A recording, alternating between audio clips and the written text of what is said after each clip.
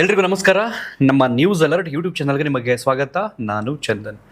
ಮಾಜಿ ಪ್ರಧಾನಿ ದೇವೇಗೌಡರ ಧರ್ಮಪತ್ನಿ ಚೆನ್ನಮ್ಮ ಅವರ ಅಂತ್ಯಕ್ರಿಯೆ ಬಹುಶಃ ಇವತ್ತು ಸಂಜೆ 5 ಗಂಟೆ ಒಳಗಡೆ ನಡೀಬಹುದು. ಈಗ ನಾನೇನು ಈ ವಿಡಿಯೋ ಶೂಟ್ ಮಾಡ್ತಾ ಇದ್ದೀನಿ, ಈ ಒಂದು ಸಮಯದಲ್ಲಿ ಅಂತಿಮ ಯಾತ್ರೆ ಈಗಲೂ ಕೂಡ ಹೊಳೆನರಸೀಪುರದ ಒಂದಷ್ಟು ಊರುಗಳ ಮಧ್ಯೆ ಸಾಗ್ತಾ ಹೋಗ್ತಾ ಇದೆ. ಸಾವಿರಾರು ಜನ ಅವರ ಅಂತಿಮ ದರ್ಶನವನ್ನು ನಿನ್ನೆ ರಾತ್ರಿಯಿಂದನೂ ಕೂಡ ಪಡ್ಕೊಂಡ್ರು. ಪದ್ಮನಾಭನಗರದ ನಿವಾಸದಲ್ಲಿ ಮೊದಲಿಗೆ ಆಸ್ಪತ್ರೆಯಿಂದ ಮೃತದೇಹವನ್ನು ಅಥವಾ ಪಾರ್ಥಿವ ಶರೀರವನ್ನು ತರ್ತಾರೆ. ಅಲ್ಲಿಯೂ ಕೂಡ ಗಣ್ಯಾತಿ ಗಣ್ಯರು ಬಂದು ಅಂತಿಮ ದರ್ಶನವನ್ನು ಪಡ್ಕೊಳ್ತಾರೆ. ಅವರೊಟ್ಟಿಗೆ ನೆನಪುಗಳನ್ನು ಮೆಲುಕಾಗ್ತಾರೆ. ಅದಾದ ನಂತರ ಹಾಸನಗೆ ನಿನ್ನೆ ಅಂದಿವೆ ಅಂದರೆ ಒಂದು ಟೆಂಪೋತ್ರ ಬರುತ್ತಲ್ಲ, ಅದರಲ್ಲಿ ಅಂತಿಮ ಸಂಸ್ಕಾರದ ಅಥವಾ ಅಂತ್ಯ ಸಂಸ್ಕಾರದ ವಾಹನ ಏನಿರುತ್ತೆ ಅದ್ರ ಮೂಲಕ ಕರ್ಕೊಂಡು ಹೋಗ್ತಾರೆ. ಬೀದಿಗಳಲ್ಲಿ ದಾರಿಗಳಲ್ಲಿ ಜನ ನಿಂತ್ಕೊಂಡು ವೆಯ್ಟ್ ಮಾಡ್ತಾ ಇರ್ತಾರೆ. ಯಾಕಂದರೆ ಮಾಧ್ಯಮಗಳಲ್ಲಿ ಇಲ್ಲಿ ಹೋಗ್ತಾ ಇದೆ ಈಗ ಪಾರ್ಥಿವ ಶರೀರ ಅನ್ನುವಂಥದ್ದು ಸುದ್ದಿ ಗೊತ್ತಾದಂಗೆ ಒಂದು 10 ನಿಮಿಷ ಮುಂಚೆನೇ ಜನ ಅಲರ್ಟ್ ಆಗಿ ವೆಯ್ಟ್ ಮಾಡ್ತಾ ಇದ್ರು. ಎಷ್ಟೋ ಜನ ಮಕ್ಕಳುಗಳನ್ನ ಹೆಗ್ಲ ಮೇಲೆ ಕೂರಿಸ್ಕೊಂಡು ದರ್ಶನ ಮಾಡಿದ್ರು. ಇನ್ನೆಷ್ಟೋ ಜನ ವೆಯ್ಟ್ ಮಾಡಿ ಆ ಹಾರಗಳ ರಾಶಿಯನ್ನು ನೋಡಿದ್ರೆ ಕೆಲವು ಜನರಿಗೆ ಆ ಒಂದು ಪುಣ್ಯ, ಆ ಒಂದು ಪ್ರೀತಿ, ಆ ಒಂದು ವಿಶ್ವಾಸ ಸಿಗುತ್ತೆ ಅಂತ ಅನಿಸುತ್ತೆ. ಅದರಲ್ಲಿ ಚೆನ್ನಮ್ಮ ಅವರು ಕೂಡ ಒಬ್ಬರು. ಪ್ರೆಸೆಂಟು ಯಾವ ವಿಚಾರದ ಬಗ್ಗೆ ಮಾತಾಡ್ತಾ ಇದ್ದೀನಿ ಅಂತ ನಿಮ್ಗೆ ಆಲ್ರೆಡಿ ತಮ್ಮನೇಲಿ ನೋಡಿದ್ರೆ ಅರ್ಥ ಆಗ್ತಾ ಇದೆ. 2 ವಿಡಿಯೋಗಳು, ಇವ್ರಿಗೆ ಸಂಬಂಧಪಟ್ಟಂಥ 2 ವಿಡಿಯೋಗಳು. ಅದರಲ್ಲೂ ಕಳೆದ ಕೆಲವು ದಿನಗಳ ಹಿಂದೆ ಸೆರೆ ಹಿಡಿಯಲಾಗಿರ್ತಕ್ಕಂಥ ವಿಡಿಯೋಗಳು ಸಾಕಷ್ಟು ವೈರಲ್ ಆಗಿದೆ ಸಾಮಾಜಿಕ ಜಾಲತಾಣಗಳಲ್ಲಿ. ಒಂದು ವಿಡಿಯೋ ಅವರ ಸಾವಿನ ಕೊನೆಯ ಕ್ಷಣ ಅಂತಂದರೆ ಬಹುಶಃ 1 ದಿನದ ಅಥವಾ 2 ದಿನದ ಅಂತರದಲ್ಲಿ ಶೂಟ್ ಮಾಡಿರ್ತಕ್ಕಂಥ ವಿಡಿಯೋ ಅಥವಾ ರೆಕಾರ್ಡ್ ಮಾಡಿರ್ತಕ್ಕಂಥ ವಿಡಿಯೋ. ಇನ್ನೊಂದು ವಿಡಿಯೋ ಅವರನ್ನು ಮೊದಲಿಗೆ ಆಸ್ಪತ್ರೆಯಲ್ಲಿ ಅಡ್ಮಿಟ್ ಮಾಡಿದಂಥ ಸಂದರ್ಭದಲ್ಲಿ ಪರವಾಗಿಲ್ಲ, ಅವರು ಆರಾಮಾಗಿ ಕೂತಿದ್ದಾರೆ ಅನ್ನುವಂಥ ಒಂದು ವಿಡಿಯೋ. ಸೊ ಆ 2 ವಿಡಿಯೋಗಳು ಕೂಡ ನನಗೆ ಮಾತಾಡೋದಕ್ಕೆ ಆಗ್ತಿಲ್ಲ. ನಾನು ಈ ಲೈಲಾ ಮಜ್ನು, ರೋಮಿಯೋ ಜೂಲಿಯೆಟು ಈ ರೀತಿ ಪ್ರೇಮಿಗಳನ್ನು ನಾವು ಕೇಳಿರ್ತೀವಿ. ಯಾರಾದರೂ ಹೇಳಿದಾಗ ಅದು ಸಿನಿಮಾ ರೂಪದಲ್ಲಾಗ್ಬೋದು ಅಥವಾ ಪುಸ್ತಕದ ರೂಪದಲ್ಲಾಗ್ಬೋದು, ಓದಿರ್ತೀವಿ. ಬಟ್ ನಮ್ಮ ಕರ್ನಾಟಕದಲ್ಲಿ ಅಂಥದ್ದೊಂದು ಜೋಡಿ, ಅದೆಷ್ಟು ಪ್ರೀತಿ, ಮನುಷ್ಯಂಗೆ ಅಷ್ಟೊಂದು ಪ್ರೀತಿ ಇರುತ್ತಾ? ಅದೆಷ್ಟು ಕಾಳಜಿ ಅವರ ಹೆಂಡತಿ ಮೇಲೆ. ನಿಜಕ್ಕೂ ಚೆನ್ನಮ್ಮವರು ಪುಣ್ಯ ಮಾಡಿದ್ರು ಅಂತ ಅನ್ಸುತ್ತೆ, ಅಂಥ ಪತಿ ಸಿಗೋದಕ್ಕೆ, ದೇವೇಗೌಡರಂಥ ಗಂಡ ಸಿಗೋದಕ್ಕೆ. ಆ ಇಳಿ ವಯಸ್ಸಿನಲ್ಲಿ ನಮಗೆ ಮೆಮೊರಿ ಪವರ್ ತುಂಬ ಕಡಿಮೆ ಆಗಿಬಿಡುತ್ತೆ ಅನ್ನುವಂಥ ಒಂದು ಆತಂಕ ಇರುತ್ತೆ. ವಯಸ್ಸಾಯ್ತಾ ಬಟ್ ಅವರಿಗೆ ಅವ್ರ ಹೆಂಡತಿ ಮೇಲೆ ಅದೆಷ್ಟು ಕಾಳಜಿ, ಆ ಕೇರ್ ಇದೆಯಲ್ಲ, ಎಲ್ರಿಗೂ ಬರೋಕ್ಕೆ ಸಾಧ್ಯನೇ ಇಲ್ಲ. ಈ ಕಾಲಘಟ್ಟದಲ್ಲಿ ನಾವು ಬದುಕ್ತಾ ಇರ್ತಕ್ಕಂಥ ಈ ವ್ಯವಸ್ಥೆಯಲ್ಲಿ 72 ವರ್ಷ ಮನುಷ್ಯ ಬದುಕ್ತಾನೆ ಅಂತಂದ್ರೆ ಗ್ರೇಟ್. 70 ಬಿಡಿ ಪರವಾಗಿಲ್ಲ ಅಂತ ಅಂಥದ್ರಲ್ಲಿ ಈ ದಂಪತಿಗಳು 72 ವರ್ಷ ಒಟ್ಟಿಗೆ ದಾಂಪತ್ಯ ಜೀವನ ನಡೆಸಿದ್ದಾರೆ ಅಂತಂದರೆ ಹ್ಯಾಟ್ಸ್ ಆಫ್, ಮಾತೇ ಇಲ್ಲ ಅದ್ರ ಬಗ್ಗೆ.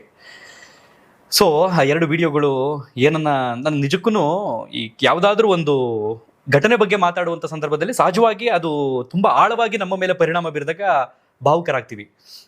ಏನೇನೋ ಮಾತಾಡಬೇಕು ಅಂತ ಅನ್ಸ್ಬಿಡುತ್ತೆ, ತೊದಲುತ್ತೆ ನಾಲಿಗೆ. ಆ ರೀತಿ ಆಗ್ತಾ ಇದೆ. ಎಷ್ಟೋ ವಿಚಾರಗಳಲ್ಲಿ ಈ ರೀತಿಯ ಘಟನೆ ಬಂದಾಗ ಆ ದೇವರಿಗೆ ಕಣ್ಣಿಲ್ಲ, ವಿಧಿ ಕ್ರೂರ, ಹಾಗೆ ಹೀಗೆ ಅಂತೀವಿ. ಬಟ್ ಈ ಇನ್ಸಿಡೆಂಟಲ್ಲಿ ನಾವು ಆ ರೀತಿ ಹೇಳೋದಕ್ಕಾಗಲ್ಲ.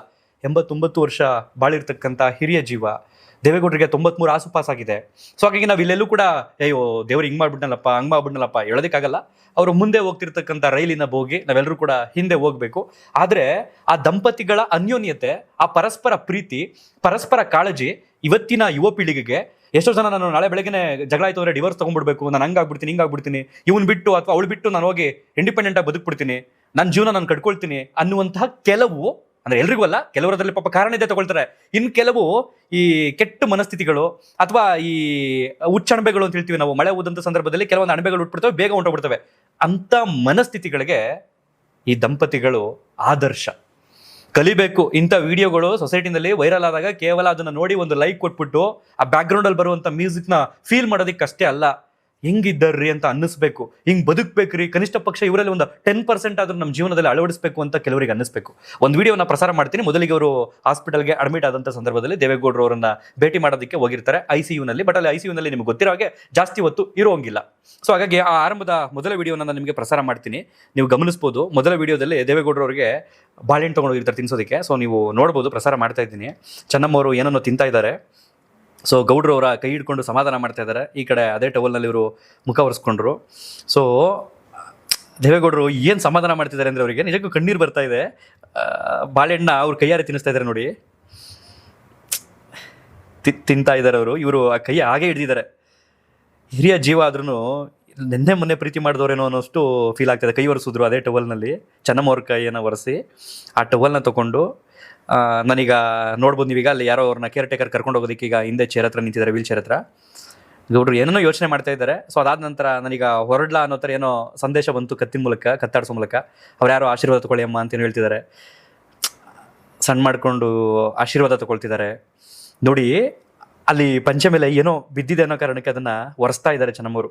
ಅಂದರೆ ಈ ಸೀರಿಯಸ್ಲಿ ಪ್ರೌಡ್ ಫೀಲ್ ಆಗ್ತಿದೆ ನನಗೆ ಈ ದಂಪತಿಗಳ ಬಗ್ಗೆ, ಈ ಜೋಡಿಗಳ ಬಗ್ಗೆ ಮಾತಾಡೋದಕ್ಕೆ. ಅದಾದ ನಂತರ ಗೌಡ್ರು ಅಲ್ಲಿಂದ ನಿರ್ಗಮನ ಆಗ್ತಾರೆ.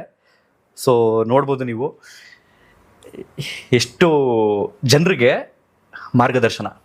ನಾವು ರೋಮಿಯೋ ಜೂಲಿಯೆಟ್ಟು ಅಂಥವ್ರು ಇಂಥವ್ರು, ಶಹಜಾನ್ ಬಂದು ಮುಮ್ತಾಜ್ಗಲ್ಲಿ ತಾಜ್ ಮಹಲ್ನೇ ಕಟ್ಟಿದಂತೆ ಅಮರ ಪ್ರೇಮಿಗಳು, ಈ ರೀತಿ ಎಷ್ಟು ಹೇಳಿರ್ತೀವಲ್ಲ, ಬದುಕಿ ಬಾಳಿದಂತಹ ಈ ಭೂಮಿಯಲ್ಲಿ, ಅದರಲ್ಲೂ ಈ ದೇಶದ ಮಾಜಿ ಪ್ರಧಾನಿಯಾಗಿದ್ದಂಥವ್ರು, ಮಾಜಿ ಪ್ರಧಾನಿಗಳಾಗಬೇಕು ಅಂತಂದರೆ ಅಥವಾ ಈ ಪಾಲಿಟಿಕ್ಸ್ನಲ್ಲಿ ಬಲವಾಗಿ ಬೇರೂರಿ ಕೂರಬೇಕು ಅಂತಂದರೆ ಎಮೋಷನ್ಸ್ ಎಲ್ಲ ಪಕ್ಕಕ್ಕೆ ಇಟ್ಬಿಟ್ಟು ಕಲ್ಲು ಹೃದಯದಲ್ಲಿ ಹೋಗಿ ನಿಂತ್ಕೊಂಡ್ರೆ ಅಂಥದ್ದೆಲ್ಲ ಮಾಡ್ಕೊಂಬರೋದಕ್ಕೆ ಸಾಧ್ಯ. ಇಡೀ ಇಂಡಿಯಾದಲ್ಲಿ ಹೋಗಿ, ಆ ಕೆಂಪುಕೋಟೆಯಲ್ಲಿ ಹೋಗಿ, ದೆಹಲಿಯಲ್ಲಿ ಭಾರತದ ಧ್ವಜವನ್ನು ಆರಿಸುವಂಥದ್ದೈತಲ್ಲ, ಅದು ಸಾಧಾರಣ ಶಕ್ತಿ ಅಂತೂ ಅಲ್ಲ, ಅದು ದೈವ ಶಕ್ತಿ ಇರುತ್ತೆ, ಜೊತೆಗೆ ಎಫರ್ಟ್ ಇರುತ್ತೆ. ಸೊ ಆ ರೀತಿಯ ವ್ಯಕ್ತಿತ್ವ ಇರೋಂಥವ್ರಿಗೆ ಎಮೋಷನ್ ಜಾಸ್ತಿ ಇರಲ್ಲ. ಐ ಮೀನ್ ದೃಢ ಮನಸ್ಸಿರಬೇಕು. ಏನೇ ಬಂದರೂ ನಾನು ಏನನ್ನೇ ಫೇಸ್ ಮಾಡ್ತೀನಿ. ಯಾಕೆಂದರೆ ಆ ಒಂದು ಸ್ಥಾನದಲ್ಲಿ ಕೂತಿರ್ತಾರೆ ಅಂತಂದರೆ ಸಾವಿರಾರು ಜನ ವಿರೋಧಿಗಳಿರ್ತಾರೆ ಆಪೋಸಿಟಿಂದ. ಅದೆಲ್ಲ ಫೇಸ್ ಮಾಡುವಂಥ ಗುಂಡಿಗೆ ಇರಬೇಕು. ಅಂಥ ಗುಂಡಿಗೆಗೆ ಹೆಂಡ್ತಿನ ಇಷ್ಟೊಂದು ಕೇರ್ ಮಾಡುವಂಥದ್ದು, ಕಾಳಜಿ, ಆ ಪ್ರೀತಿ. ನಾನು ಹಿಂದಿನ ವಿಡಿಯೋದಲ್ಲಿ ಟೈಟ್ಲ್ ಹಾಕಿದ್ದೆ, ದೇವೇಗೌಡರ ಮುದ್ದಿನ ಪತ್ನಿ ಇನ್ನಿಲ್ಲ ಅಂತ ಹಾಕಿದ್ದೆ. ತುಂಬ ಜನ ಕೇಳ್ತಿರು ಮುದ್ದಿನ ಅನ್ನೋಂಥ ಒಂದು ಪದ ಎಷ್ಟು ಚೆನ್ನಾಗಿ ಕಾಣ್ತಾ ಐತೆ ಈ ಒಂದು ಲೈನ್ಗೆ ಅಂತ. ನಿಜಕ್ಕೂ ಅವರು ಮುದ್ದಿನ ಪತ್ನಿಯೇ, ಮುದ್ದಿನ ಗಂಡನೆ. ಸೊ ಈ ವಿಡಿಯೋ ವೈರಲ್ ಆದಂಥ ಬೆನ್ನಲ್ಲೇ ನೆನ್ನೆ ಸಂಜೆ ಇನ್ನೊಂದು ವಿಡಿಯೋ ವೈರಲ್ ಆಗುತ್ತೆ, ಅದನ್ನು ಕೂಡ ನಾನು ಪ್ರಸಾರ ಮಾಡ್ತೀನಿ, ನೋಡ್ಬೋದು. ಸೊ ಆ ವಿಡಿಯೋ ಏನು ಅಂತಂದರೆ, ಬಹುಶಃ ನನಗನ್ನಿಸ್ತಾ ಇದೆ ಇವರು ಬುಧವಾರ ಅಡ್ಮಿಟ್ ಮಾಡಿದ್ದವರನ್ನು ಗುರುವಾರ ಶುಕ್ರವಾರ ಚೇತರಿಕೆ ಕಾಣಲಿಲ್ಲ. ಸೊ ಆ ಒಂದು ಸಂದರ್ಭದಲ್ಲೇ ಶನಿವಾರ ಅವರು ಸಂಜೆ 4 ಗಂಟೆಯಲ್ಲಿ ಕೊನೆಯುಸಿರೆಳೆಯುವಂಥದ್ದು. ಬಹುಶಃ ಅದು ಶುಕ್ರವಾರ ಅಥವಾ ಗುರುವಾರ ಅಂತ ಅನ್ಸುತ್ತೆ. ಯಾಕಂದರೆ ದೇವೇಗೌಡರು ಕೊನೆಯ ಸಂದರ್ಭದಲ್ಲಿ ಈ ಚಾಮರಾಜಪೇಟೆ ಹತ್ರ ಗವಿಗಂಗಾಧರೇಶ್ವರ ಟೆಂಪಲ್ ಇದೆ, ಗವಿಗಂಗಾಧರೇಶ್ವರ ಟೆಂಪಲ್. ಸಂಕ್ರಾಂತಿ ಹಬ್ಬದ ಸಂದರ್ಭದಲ್ಲಿ ಸೂರ್ಯನ ರಶ್ಮಿ ಆ ಲಿಂಗವನ್ನು ಸ್ಪರ್ಶ ಮಾಡಿ ಬರುತ್ತಲ್ಲ, ಆ ದೇವಸ್ಥಾನ ತುಂಬ ಐತಿಹಾಸಿಕ ದೇವಸ್ಥಾನ. ದೇವೇಗೌಡರಿಗೆ ತುಂಬ ಬಾರಿ ಭೇಟಿ ಕೊಡ್ತಾರೆ. ಕಾರಣ ಏನಂತಂದರೆ ಒಂದು ಪವರ್ಫುಲ್ ಟೆಂಪಲ್ ಅದು. ಅಲ್ಲಿಗೆ ಹೋಗಿ ಅರ್ಚನೆ ಮಾಡಿಸ್ಕೊಂಡು, ಪೂಜೆ ಮಾಡಿಸ್ಕೊಂಡು, ತುಳಸಿ ತರುವಷ್ಟರಲ್ಲಿ ಕೊನೆಯ ಹೆಸರು ಹೇಳ್ಬಿಟ್ಟಿರ್ತಾರೆ ಅವರು ಶನಿವಾರ. ಸೊ ಅವ್ರ ಮಗಳ ಹತ್ರ ಹೇಳ್ತಿರಂತೆ, ನಾನು ಹೋಗ್ಬಾರ್ದಿತ್ತು, ನಾನು ಹೋಗಿ ಬರ್ತೀನಿ ಅಂತ ಹೇಳ್ಬಿಟ್ಟು ತಪ್ಪು ಮಾಡಿಬಿಟ್ಟೆ, ನಾನು ಬರೋದಕ್ಕೆ ಹೋಗ್ಬಿಟ್ಲು ಅಂತ ಫೀಲ್ ಮಾಡ್ತಿದ್ರಂತೆ ಅವ್ರ ಮಗಳ ಹತ್ರ ಹೇಳ್ಕೊಂಡು. ಸೊ ಬಹುಶಃ ಅವತ್ತು ಅಥವಾ ಅವತ್ತಿನ ಹಿಂದಿನ ದಿನ ಅನ್ಸುತ್ತೆ, ಆಲ್ರೆಡಿ ದೇವೇಗೌಡರು ತುಂಬ ಎಮೋಷನ್ಸ್ ಆಗಿಬಿಟ್ಟಿದ್ದಾರೆ. ಆ ವಿಡಿಯೋದಲ್ಲಿ ನಾನು ಇರಬೇಕೋ ಬೇಡವಾ ನಿನ್ನ ಜೊತೆ ತಿನ್ನು ಅಂತ ಪತ್ನಿಯನ್ನ ಪ್ರೀತಿಯಿಂದ ಗದರಿಸ್ತಿರ್ತಕ್ಕಂಥ ವಿಡಿಯೋ ಅದು. ನೀವು ಅದನ್ನು ಪ್ರಸಾರ ಮಾಡ್ತೀನಿ, ನೋಡ್ಬೋದು.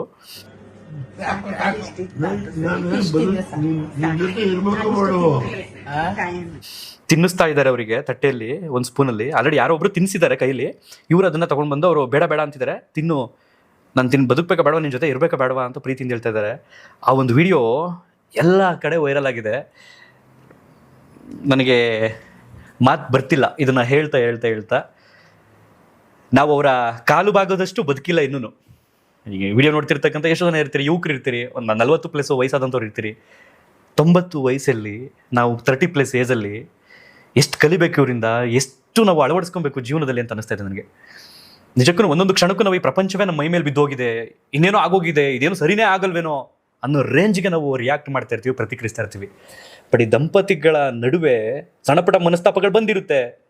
ಆದರೆ 72 ವರ್ಷ ಬದುಕಿದ್ದಾರೆ. ಆ ಕೊನೆ ಗಳಿಗೆಯಲ್ಲಿ ಚೆನ್ನಮ್ಮವರಿಗೆ ಸೀರಿಯಸ್ಲಿ ಆ ಒಂದು ತೃಪ್ತಿ ಕಾಣ್ತಾ ಇದೆ. ನನ್ನ ಗಂಡನ ಜೊತೆ ನಾನು ಖುಷಿಯಾಗಿ ಬದುಕಿದ್ದೀನಿ ಅಂತ.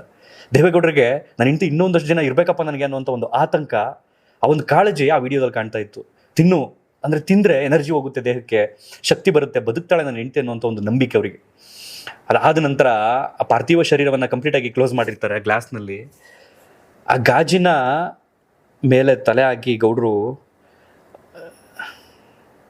ಅವರಿಗೆ ದುಃಖವನ್ನು ಭರಿಸುವಂಥ ಶಕ್ತಿಯನ್ನು ಭಗವಂತನೇ ಕರುಣಿಸ್ಬೇಕು. ಗಟ್ಟಿ ಮನಸ್ಸು ಮಾಡಿ ಅವರು ಬದುಕಬೇಕು ದೇವೇಗೌಡರು. ಇನ್ನು ಏನು ಪ್ರೆಸೆಂಟ್ ಈಗ ಮಾವಿನಕೆರೆ ರಂಗನಾಥ ಸ್ವಾಮಿ ಬೆಟ್ಟದ ಕೆಳಗಡೆ ತಪ್ಪಲಲ್ಲಿ ಅಂತ್ಯ ಸಂಸ್ಕಾರಕ್ಕೆ ಎಲ್ಲ ಸಿದ್ಧತೆ ನಡೀತಾ ಇದೆ. ಆ ಒಂದು ಸ್ಥಳಕ್ಕೆ ನೆನ್ನೆ ದೇವೇಗೌಡರು ವಿಸಿಟ್ ಮಾಡ್ತಾರೆ. ರೇವಣ್ಣವರು ಕೂಡ ಆ ಸಂದರ್ಭದಲ್ಲಿ ಅವ್ರ ತಂದೆ ಜೊತೆಗೆ ಇರ್ತಾರೆ. ಆ ಸಂದರ್ಭದಲ್ಲಿ ಕುತ್ಕೊಂಡು ಗಮನಿಸ್ತಾ ಇರ್ತಾರೆ ಏನೇನು ನಡೀತಾ ಇದೆ, ಎಲ್ಲೆಲ್ಲಿ ಮಣ್ಣು ತೆಗಿತಾ ಇದ್ದಾರೆ, ಯಾವ ರೀತಿ ಸಿದ್ಧತೆಗಳು ನಡೀತಾ ಇದೆ ಅಂತ. ಯಾವುದೋ ಕ್ಯಾಮ್ರಾದವರು ಝೂಮ್ ಮಾಡ್ತಾರೆ ಅವರ ಕಣ್ಣಿನ ಒಳಗಡೆ. ಆ ಕಂಬನಿ ಏನು ಹೇಳ್ತಾ ಇದೆ ಅಂತಂದರೆ ಇಡೀ ಸಮಾಜಕ್ಕೆ ಅಥವಾ ನೋಡುವಂಥ ವೀಕ್ಷಕರಿಗೆ ನನ್ನ ಹೆಂಡತಿ ನಾನು ಕಳ್ಕೊಂಡ್ಬಿಟ್ಟಿದ್ದೀನಿ, ಅಷ್ಟೊಂದು ಪ್ರೀತಿ ಮಾಡ್ತಿದ್ದೆ ನಾನು ಅನ್ನೋಂಥದ್ದನ್ನು ಆ ಕಂಬನಿ ಹೇಳ್ತಾ ಇತ್ತು. ನನಗನ್ಸುತ್ತೆ ಚೆನ್ನಮ್ಮವರು ಬಹುಶಃ ಅವರ ಆತ್ಮ, ಯೂಶ್ವಲಿ ನಾವು ನಮ್ಮ ಸಂಪ್ರದಾಯದಲ್ಲಿ ಹೇಳ್ತೀವಿ 11 ದಿನ ಆತ್ಮ ಹಿಂಬಾಲಿಸ್ತಾ ಇರುತ್ತೆ, ಗಮನಿಸ್ತಾ ಇರುತ್ತೆ ಯಾರ್ಯಾರು ನನ್ನ ಬಗ್ಗೆ ಏನೇನು ಕೇರ್ ಮಾಡ್ತಿದ್ದಾರೆ, ಅಳ್ತಿದ್ದಾರೆ, ಏನೇನು ಅಂತಿದ್ದಾರೆ ಜನ ಅಂತ ಗಮನಿಸ್ತಾ ಇರುತ್ತೆ ಅಂತ. ಅವ್ರ ಮಕ್ಕಳು ಬಗ್ಗೆ ಅವರು ಮೇಲೆ ನಿಂತ್ಕೊಂಡು ಆತ್ಮ ಚಿಂತೆ ಮಾಡ್ತಿರುತ್ತೋ, ಕೊರಗ್ತಾ ಇರುತ್ತಿಲ್ವೋ ಗೊತ್ತಿಲ್ಲ. ದೇವೇಗೌಡರನ್ನ ನೋಡಂತೂ ಪರಿತಪಿಸ್ತಾ ಇರುತ್ತೆ.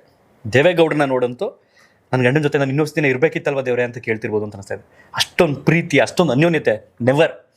ನಾನು ಇತ್ತೀಚೆಗೆ ನಮ್ಮ ಈ ಕರ್ನಾಟಕದಲ್ಲೇ ಪ್ರತ್ಯಕ್ಷವಾಗಿ ಕಣ್ಣಾರೆ ಗಮನಿಸಿದಂಥ ಒಂದು ಆದರ್ಶ ದಂಪತಿಯ ಜೋಡಿ, ಈ ಸಮಾಜಕ್ಕೆ ಒಂದು ರೆಫರೆನ್ಸ್, ಒಂದು ಮೇಲ್ಪಂಕ್ತಿಯನ್ನು ಹಾಕೊಟ್ಟಂಥ ಜೋಡಿ, ಅದು ಬೇರೆ ಯಾರೂ ಅಲ್ಲ, ದೇವೇಗೌಡರು ಚೆನ್ನಮ್ಮವರ ಆ ದಾಂಪತ್ಯ ಜೀವನ, ಆ ದಂಪತಿಗಳ ಅನ್ಯೋನ್ಯತೆ. ತೋರ್ಪಡಿಕೆಗೆ ಅಥವಾ ಏನೋ ವಿಡಿಯೋ ಮಾಡಿ ವೈರಲ್ ಆಗಬೇಕು ಅನ್ನೋ ಕಾರಣಕ್ಕೆ ಅವರೇನು ವಯಸ್ಕ ಏಜ್ ಅಲ್ಲ, ಸಾಕು ಬದುಕಿ ಬಾಳಿದ್ದೀವಿ ನಾವು ಅನ್ನೋಂಥ ಕಾಲಘಟ್ಟ. ಸೊ ಹಾಗಾಗಿ ಚೆನ್ನಮ್ಮವರ ಆತ್ಮಕ್ಕೆ ಭಗವಂತ ಶಾಂತಿಯನ್ನು ಕರುಣಿಸ್ಲಿ. ಆ ತಾಯಿ ಎಷ್ಟೋ ಜನಕ್ಕೆ ಅನ್ನ ಹಾಕಿದಂಥ ಅನ್ನಪೂರ್ಣೇಶ್ವರಿ, ಎಷ್ಟೋ ಜನಕ್ಕೆ ಆಶ್ರಯ ಕೊಟ್ಟು ಆ್ಯಸಿಡ್ ಹಾಕ್ದವನು ಕೂಡ ಕ್ಷಮಿಸುವಂಥ ಮನಸ್ಥಿತಿ. ಕೆಲವರಿಗೆ ಈ ಪೀಳಿಗೆ, ಇನ್ನೊಂದಷ್ಟು ಜನ ಮಧ್ಯ ವಯಸ್ಸಿನ ಪೀಳಿಗೆ ಐತೆ, ಇನ್ನೇನೋ ಕಳ್ಕೊಂಡ್ಬಿಟ್ಟಿದ್ವಿ ಅನ್ನೋ ರೀತಿ ರಿಯಾಕ್ಟ್ ಮಾಡುವಂಥವ್ರಿಗೆ ಪಾಠ ಆಗಬೇಕು. ಸಮಾಜದಲ್ಲಿ ಸೋಲುವುದು ಅಂತ ಬಂದರೆ ಕಂಪ್ಲೀಟಾಗಿ ನಾನು ಸರೆಂಡರ್ ಆಗಿದ್ದೀನಿ ಅನ್ನೋಂಥದ್ದಲ್ಲ, ಕ್ಷಮಿಸೋದೈತಲ್ಲ ಅದು ಸೋಲನ್ನು ಮೀರಿಸುವಂಥದ್ದು. ಸೊ ಹಾಗಾಗಿ ನಾವು ಏನನ್ನ ಕಲಿಬೇಕು, ಏನನ್ನ ಪಡ್ಕೋಬೇಕು ಅನ್ನೋಂಥದ್ದು ಈ ರೀತಿ ಸಾಕಷ್ಟು ಉದಾಹರಣೆಗಳ ಮೂಲಕ ಮನುಷ್ಯಂಗೆ ಅವಾಗವಾಗ ಭಗವಂತ ತಲುಪಿಸ್ತಾ ಇರ್ತಾನೆ. ಅದನ್ನು ತಗೊಂಡು ಅಳವಡಿಸ್ಕೊಡೋದು ಅಥವಾ ಬಿಡೋದು ನಮಗೆ ಬಿಟ್ಟಂಥದ್ದು. ನಾನು ಈ ಜೋಡಿಗಳಿಂದ ಕಲ್ತಂಥದ್ದು ಏನು ಅಂತಂದರೆ, ಜೀವನದಲ್ಲಿ ಯಾವುದು ಏನು ದೊಡ್ಡದಲ್ಲ, ಯಾವುದು ಏನು ಸಣ್ಣದಲ್ಲ, ಬದುಕಬೇಕು ಅಷ್ಟೆ, ಬದುಕಿ ಬಾಳಬೇಕು. ಬದುಕಿನ ಕೊನೆಯ ಕ್ಷಣಗಳು ಕೂಡ ನಾನು ಇನ್ನೂ ಏನೋ ಇಟ್ಕೊಂಡಿದ್ದೀನಿ ಇಲ್ಲಿ ಪ್ರೀತಿನ, ಇನ್ನೂ ಏನನ್ನು ನಾನು ಪಡ್ಕೊಬೇಕು ಅನ್ನೋಂಥ ಒಂದು ಆತುರ, ಆ ಕ್ಷಣ ಯಾರ ಲೈಫಲ್ಲೂ ನನ್ನ ಪ್ರಕಾರ ಬರಲ್ಲ ಅಂತ ಅನ್ಸುತ್ತೆ. ಅಷ್ಟು ಭಾಳ ಬದುಕಿಬಿಟ್ಟಿದ್ದಾರೆ ಅವರು. ಒಟ್ಟಾರೆಯಾಗಿ ದೇವೇಗೌಡರು ಈ ಒಂದು ದುಃಖದಿಂದ ಆಚೆ ಬಂದು ಇನ್ನೊಂದಷ್ಟು ದಿನ ನಮ್ಗಳ ಜೊತೆ ಬದುಕಲಿ ಅನ್ನುವಂಥದ್ದನ್ನೇ ಭಗವಂತನಲ್ಲಿ ಪ್ರಾರ್ಥನೆ ಮಾಡಿ ಕೇಳ್ಕೊಳ್ಳೋಣ. ಆ ತಾಯಿ ಆತ್ಮಕ್ಕೆ ಭಗವಂತ ಸದ್ಗತಿಯನ್ನು ದೊರಕಿಸಲಿ ಅಂತ ಕೇಳ್ಕೊಳ್ಳೋಣ. ಒಟ್ಟಾರೆಯಾಗಿ ಇವತ್ತು ಅಲ್ಲಿ ಅಂತ್ಯ ಸಂಸ್ಕಾರದಲ್ಲಿ ಏನು ಹೆಚ್ಚು ಕಡಿಮೆ ಸಾವಿರಾರು ಚೇರ್ಗಳನ್ನ ಹಾಕಿದ್ದಾರೆ, 2,000ಕ್ಕೂ ಹೆಚ್ಚು ಪೊಲೀಸರ ಭದ್ರತೆ ನಿಯೋಜನೆ ಆಗಿದೆ, ಸಾವಿರಾರು ಸಂಖ್ಯೆಯಲ್ಲಿ ಜನ ಅಂತಿಮ ದರ್ಶನವನ್ನು ಪಡ್ಕೊಳ್ತಾ ಇದ್ದಾರೆ. ಲೈಕ್ ದೇವೇಗೌಡರಿಗೆ ಯಾವ ರೀತಿ ಒಂದು ಪ್ರೋಟೋಕಾಲ್ ಇತ್ತಲ್ಲ, ಅದೇ ಪ್ರೋಟೋಕಾಲನ್ನು ಆ ತಾಯಿಗೂ ಕೂಡ ಅನುಸರಿಸ್ತಾ ಇದ್ದಾರೆ. ಸರ್ಕಾರದಿಂದ ಸಕಲ ಸರ್ಕಾರಿ ಗೌರವವೂ ಕೂಡ ದೊರಕ್ತಾ ಇದೆ. ಸಂಜೆ 4 ಗಂಟೆ ಅಥವಾ 5 ಗಂಟೆ ಒಳಗಡೆ ಅಂತ್ಯ ಸಂಸ್ಕಾರ ಮುಗಿಬಹುದು, ಆ ತಾಯಿ ಮಣ್ಣಲ್ಲಿ ಮಣ್ಣಾಗಬಹುದು ಅಂತ ಅಂದ್ಕೊಂಡಿದ್ದೀನಿ. ಕಾರಣ ಏನು ಅಂತಂದರೆ, ಆ ಒಂದು ಬೆಟ್ಟದ ತಪ್ಪಲಲ್ಲಿ ಅವ್ರಿಗೊಂದು ನಂಬಿಕೆ, ರಂಗನಾಥ ಸ್ವಾಮಿಯನ್ನು ತುಂಬ ಹಚ್ಕೊಂಡಿದ್ದಂಥ ತಾಯಿಯವರು ಚೆನ್ನಮ್ಮವರು. ಅವರೂರು ಅಲ್ಲೇ ಆಸುಪಾಸು, ಮುತ್ತಿಗೆರೆಹಳ್ಳಿ, ಈ ಕಡೆ ಹರದನಹಳ್ಳಿ ಅಂದರೆ ಗಂಡನ ಮನೆ ಹರದನಹಳ್ಳಿ ಅಜ್ಜಿ ಮನೆ ಆಗಿದ್ದರಿಂದ ಚೆನ್ನಮ್ಮವರು ಅಲ್ಲೇ ಹುಟ್ಟಿರ್ತಾರೆ ಮೊಮ್ಮಗಳಾಗಿ. 3 ಊರುಗಳಲ್ಲೂ ಕೂಡ ತಾಯಿದು ತುಂಬ ಒಡನಾಟ, ತುಂಬ ಒಂದು ಪ್ರೀತಿ, ಒಂದು ಭಾವನೆಗಳು ಬಚ್ಚಿಟ್ಕೊಂಡಿದ್ದಂಥ ಊರುಗಳವು. ಅದರಲ್ಲೂ ರಂಗನಾಥ ಸ್ವಾಮಿ ಬೆಟ್ಟದಲ್ಲಿ ಅವರು ಓದು ಮತ್ತು ಶಿಕ್ಷಣ ಕಲಿತಂಥ ಜಾಗ ಆಗಿದ್ದರಿಂದ ಅಲ್ಲಿ ಅವರ ಮಗ ಏನೋ ಆಸ್ತಿ ಸಂಪಾದನೆ ಮಾಡಿದ್ರಿಂದ ಅಕ್ಕಪಕ್ಕದವರು ಕೂಡ ಏನೋ ಒಂದು ಮಾಡ್ತಾ ಇರೋರು ಅಭಿವೃದ್ಧಿಗೆ ಅನ್ನೋ ಕಾರಣಕ್ಕೆ ಒಂದಷ್ಟು ಆಸ್ತಿಗಳನ್ನು ಇವರಿಗೆ ಬಿಟ್ಕೊಟ್ಟಿದ್ರಿಂದ, ಅಂದರೆ ಬರ್ದು ಕೊಟ್ಟಿದ್ರಿಂದ ಆ ಒಂದು ಜಾಗದಲ್ಲಿ ಇವತ್ತು ಅಂತ್ಯ ಸಂಸ್ಕಾರ ನಡೀತಾ ಇದೆ. ಅವರ 4ನೇ ಮಗ HD ರಮೇಶ್ ಅನ್ನುವಂಥವ್ರು, ಅವರಿಂದ ಅಂತ್ಯ ಸಂಸ್ಕಾರ ವಿಧಿವಿಧಾನ ಕಾರ್ಯಗಳು ನಡೀತಾ ಇದೆ ಅನ್ನೋಂಥದ್ದನ್ನು ಗಮನಿಸ್ತೋ ಅವರ ಆತ್ಮಕ್ಕೆ ಶಾಂತಿ ಸಿಗಲಿ, ಜೊತೆಗೆ ಕುಟುಂಬಕ್ಕೆ ದುಃಖವನ್ನು ಭರಿಸುವಂಥ ಶಕ್ತಿಯನ್ನು ಭಗವಂತ ಕರುಣಿಸಲಿ ಅಂತ ಕೇಳ್ಕೊಳ್ತಾ ಈ ಒಂದು ವಿಡಿಯೋನಲ್ಲಿ ಎಂಡ್ ಮಾಡ್ತಿದ್ದೀನಿ. ನಿಮ್ಮ ಅನಿಸಿಕೆ ಅಭಿಪ್ರಾಯಗಳನ್ನ ಕಾಮೆಂಟ್ ಬಾಕ್ಸ್ನಲ್ಲಿ ಬರೆದು ತಿಳಿಸಿ. ಸಾಧ್ಯವಾದರೆ ಬದುಕೋಣ ಅವ್ರ ಥರ. 72 ವರ್ಷ ಅಂತೂ ನಮ್ಮ ಕೈಲಿ ಬದುಕೋಕ್ಕಾಗಲ್ಲ ದಾಂಪತ್ಯ ಜೀವನದಲ್ಲಿ. ಆಯಸ್ಸು ಅಷ್ಟಿರುತ್ತೆ ಇಲ್ವೋ ಗೊತ್ತಿಲ್ಲ ಇವತ್ತಿನ ಈ ಜನರೇಷನಲ್ಲಿ. ಕನಿಷ್ಠ ಪಕ್ಷ ಅವರ ಅರ್ಧದಷ್ಟಾದ್ರೂ ಕೂಡ ಅಳವಡಿಸ್ಕೊಂಡು ಬದುಕೋಣ ಅಂತ ಹೇಳ್ತಾ ಈ ಒಂದು ವಿಡಿಯೋನಲ್ಲಿ ಎಂಡ್ ಮಾಡ್ತಿದ್ದೀನಿ. ಧನ್ಯವಾದ.